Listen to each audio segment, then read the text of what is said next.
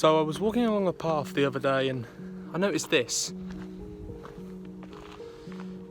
It's an old gate and I wondered, why is it here? It's in the middle of the woods, it's off a woodland path leading to more woodland.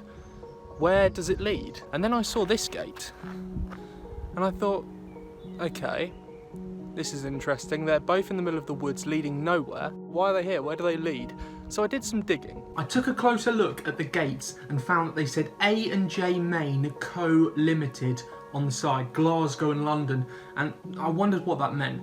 A&J Main Co Limited were gate, bridge and iron roofing fabricators back in the 1860s, but they were based in Port Dundas. Port Dundas is over in Glasgow, nowhere near where I live in southern Surrey. The brothers that established the company were Alexander and James, and they were an estate factor and an iron gate and wire manufacturer respectively. They actually developed their own patent for sort of continuous wire fencing, which is something we see a lot nowadays. So they ended up moving the business to London from Glasgow, or the Glasgow region. Anyway, I tried to look up some old records of this company and see what estates they worked on, as one of them was an estate factor, hence why they would have worked on an estate in the middle of nowhere in southern Surrey. But there are no records online. I even tried looking up the coordinates, and this took ages, but I could not find anything for what used to be there. I looked at loads of maps, old maps, new maps, current Google Maps. I looked at everything and I tried to find out what is there now and what's that come from. And I found the word Keffolds, and I didn't know what Keffolds mean. It didn't really, strike a chord with me. It didn't mean anything. To be honest, it still doesn't. But I found something very specific out. A few of the maps I'd seen were referencing Keffolds Farm in South Keffolds. Keffolds was actually one property, or I suppose one property was referred to as Keffolds, but also the area was Keffolds. It made it very confusing, and it's probably why it took me so long to find this. In September 1942, Bernardo's, which is still a famous charity in Britain, they set up a children's home in the Keffolds area of Hazelden. In February 1946, it became more of a treatment centre for ill children. It was only a sort of treatment centre for around a year and a half.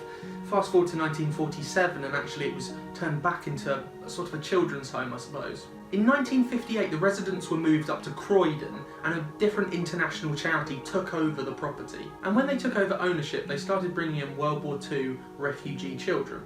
Now, I'm probably pronouncing this wrong, but it's called Ockenden International Charity, and I don't really know them. I haven't heard that name before. They actually do own quite a lot of properties. The thing is, the majority of their properties actually shut in the 1990s, and I think that also includes the Keffolds property. But that means that somewhere in those woods there is an abandoned children's hospital, and I've no idea where it is. So I've looked around the grounds and tried to work out where it would have been, and I can kind of work it out, but there seems to be nothing there. It's either been knocked down or it's just hidden in the woodland. I've been exploring around the woods for a while now, and this is kind of all I've found. It looks to be some sort of an abandoned building, like underground.